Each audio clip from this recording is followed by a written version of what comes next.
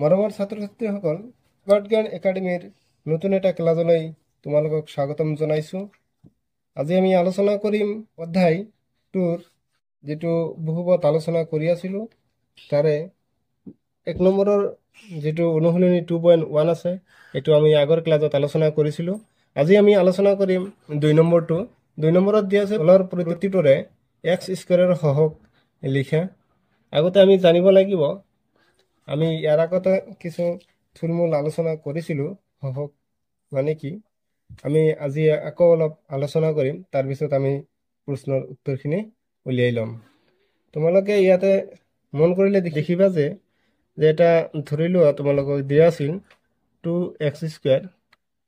এই 2x স্কয়াৰৰ এটা ৰাশি, এই ৰাশিটোত কি দিয়া থাকে, ইয়াৰ লগত যেটো ওপৰত দিয়া থাকে এইটো কোৱা হয় ঘাত বা মাত্ৰা, আৰু যেটো লেটাৰ্স দিয়া থাকে এইটো কোৱা হয় চলক।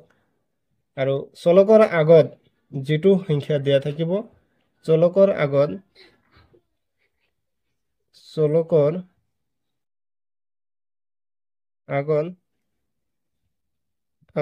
যেটো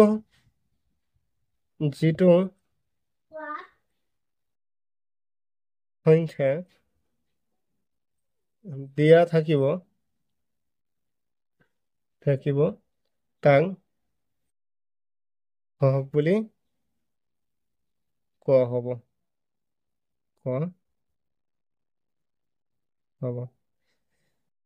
গতিকে তোমালোকে নিশ্চয় এতিয়া ক'ব পাৰিবা যেহেতু ইয়াতে x স্কয়াৰ দিয়া আছিল, এই ইটো x স্কয়াৰ দিয়া আছে, গতিকে এই x স্কয়াৰৰ আগত যেটো সংখ্যা দিয়া আছে হেতুৱে হ'ব ইয়াৰ সহগ। গতিকে ইয়াতে x স্কয়াৰৰ সহগ হ'ব কিমান 2। আহা আমি প্ৰশ্ন নম্বৰলৈ যাওঁ। 2 নম্বৰত দিয়া আছে, প্ৰথমটো দিয়া আছিল 2 plus x square plus x, এইটো উত্তৰ কিমান হ'ব? তো এইটো ইয়াৰ লগত যেহেতু 2 এটা বেলেগ সংখ্যা, এই x এটা বেলেগ, কাৰণ ইহতে কম্বাইন কৰিছে যোগ, যেহেতু ইয়াতে চোৱা প্লাস চিন দিয়া আছে, গতিকে এই তিনিটা বেলেগ বেলেগ পদ হয়। ইয়াত তিনিটা পদ আছে, গতিকে যেহেতু x স্কয়াৰৰ লাগে, x স্কয়াৰ আমাৰ ইয়াতে দিয়া আছে, এই x স্কয়াৰৰ লগত কোনো সংখ্যা যুক্ত হৈ থকা নাই বাবে ইয়াৰ লগত এটা কি দিয়া থাকিব, এটা 1 দিয়া থাকিব।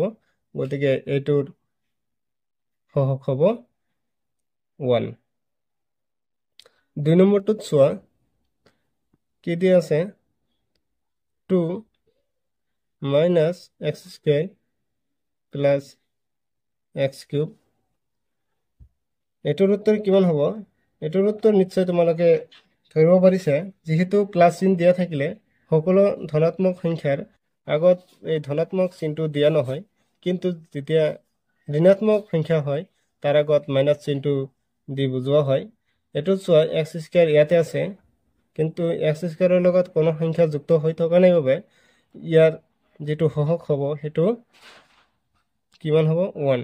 কিন্তু চোৱা ইয়াৰ আগত যেহেতু ইয়াতে প্লাস চিন আছিল, কাৰণে আমি ধনাত্মক সংখ্যাৰ কাৰণে আমি ইয়াত প্লাস চিনটো দিব লগা হোৱা নাই, কিন্তু ইয়াতে যেহেতু মাইনাস চিন দিয়া আছে, গতিকে ইয়াত আমি মাইনাস চিনটো দিব লাগিব। নেক্সট তোমালোকে 3 নম্বৰটো চোৱা। 3 নম্বৰটো দিয়া আছে পাই 2x স্কয়াৰ প্লাস x, ইয়াৰ উত্তৰটো নিশ্চয় তোমালোকে কৰিব পাৰিলে। চোৱা যেহেতু x স্কয়াৰৰ আগত যেটো সংখ্যা দিয়া থাকিব হেতুৱে হ'ব ইয়াৰ সহগ, গতিকে x স্কয়াৰৰ লগত যেটো সংখ্যা দিয়া আছে হেতু আছে পাই বাই 2, গতিকে ইয়াৰ উত্তৰ হ'ব পাই বাই 2। 4 নম্বৰটো চোৱা। 4 নম্বৰটোত দিয়া আছিল ৰোল 2x minus 1, ইয়াৰ উত্তৰটো কি হ'ব তোমালোকে ক'ব পাৰিবানে? চোৱা ইয়াতে আমাক x স্কয়াৰৰ সহগ উলিয়াব লাগিছিল, কিন্তু ইয়াতে কোনো x স্কয়াৰ দিয়া নাই, এই ৰাশিটোতে কোনো এক্স স্কোৱাৰৰ মান নাই, এক্স স্কোৱাৰে নাই, গতিকে নাই মানে এইটো আৰু আমি চিন্তা কৰিব লগা নাই, এইটোৰ উত্তৰ হ'ব 0। লাষ্ট 5 নম্বৰটো চোৱা।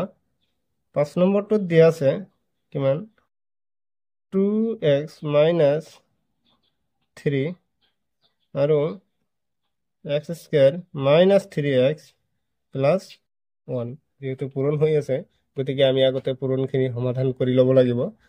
চোৱা, তোমালোকে প্ৰথমতে তোমালোকে 2x দি গোটেইখিনি পূৰণ কৰি দিয়া, x square minus 3x plus 1 আৰু minus 3 দি x square minus 3x plus 1 হ'ব।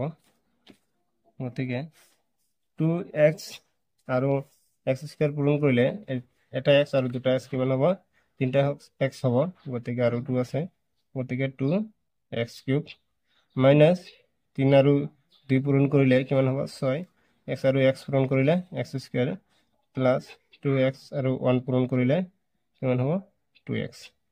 তাৰপিছত আছে মাইনাছ আছে মাইনাছ 3x স্কোয়াৰ আৰু মাইনাছে মাইনাছে পূৰণ কৰিলে কি হ'ব প্লাছ 3 3 গুণ 9 x প্লাছ হ'ব না মাইনাছ হ'ব কোৱাচোন, মাইনাছ আৰু প্লাছে কি হ'ব, এতিয়া হ'ব মাইনাছ 3 গুণ 3। নেক্সট